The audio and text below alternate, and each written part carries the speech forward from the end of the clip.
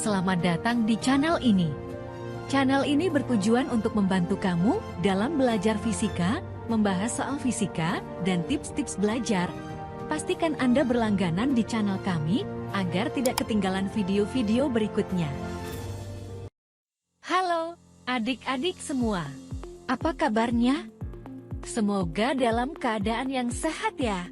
Hari ini, kita akan membahas soal tentang momentum. Yuk, kita langsung saja lihat soalnya ya.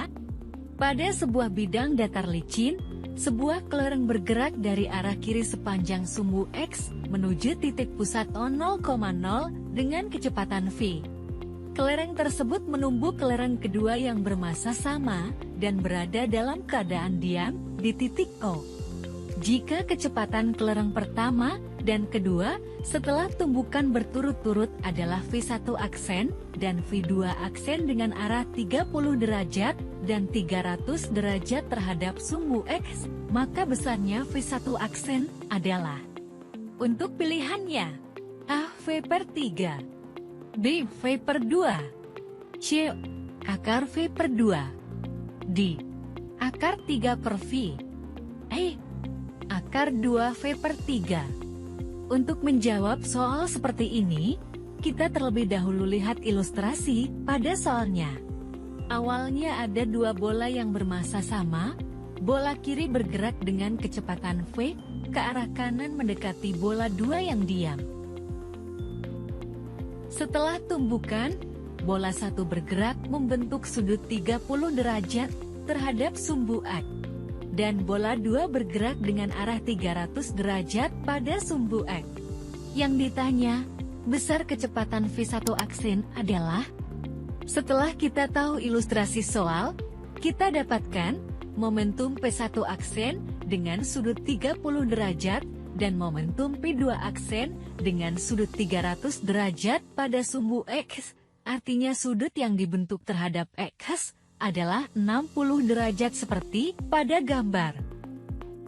Kita uraikan momentum P1 aksen terhadap sumbu X jadi P1 aksen cos 30, dan jika kita uraikan pada sumbu Y, maka kita dapat P1 aksen sin 30. Kita uraikan momentum P2 aksen terhadap sumbu X jadi P2 aksen cos 60, dan jika kita uraikan pada sumbu Y, maka kita dapatkan P1 aksen sin 60. Setelah kita mengetahui momentum pada masing-masing sumbu, kita tinjau dahulu momentum pada sumbu X.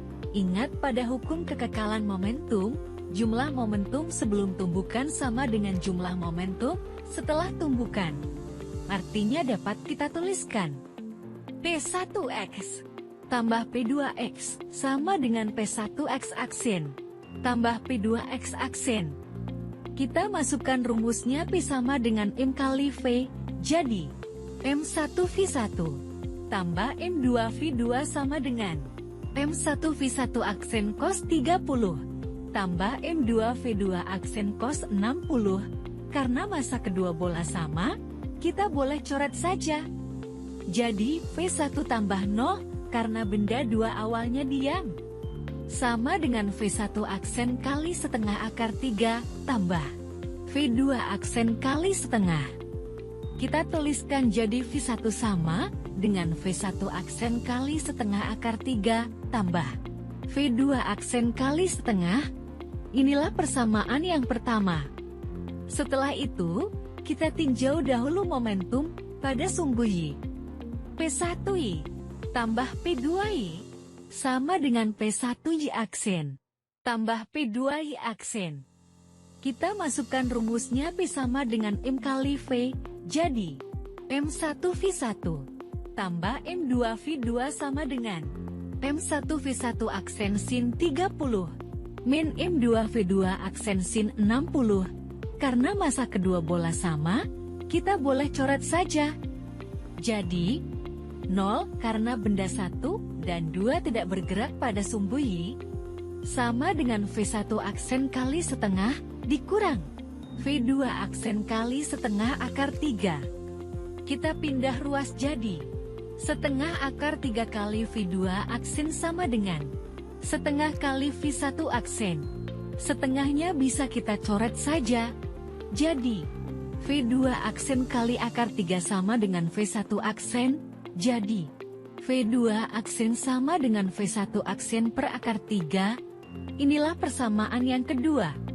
Substitusi persamaan 2 ke persamaan 1.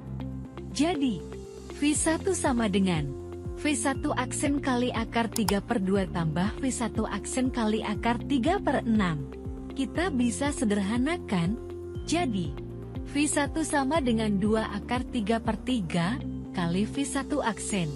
Karena yang ditanya V1 aksen, maka V1 aksen sama dengan V1 dibagi 2 per 3 akar 3. Kita dapatkan V1 aksen sama dengan 3 V1 per 2 akar 3. Kita rasionalkan, kalikan pembilang dan penyebut dengan akar 3.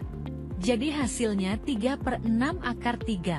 V1 aksen, 3, dan 6 bisa kita sederhanakan. Jadi hasilnya adalah V1 aksen sama dengan akar 3 per 2 kali V1. Jadi pilihan yang tepat adalah D. Bagaimana? Bisa dipahami kan? Jika adik-adik punya pertanyaan silahkan ketik di kolom komentar ya. Sampai ketemu di video berikutnya. Terima kasih sudah menonton video ini, semoga video ini bermanfaat untuk kamu. Sampai ketemu di video selanjutnya. Klik subscribe, like, dan share ke teman kamu ya.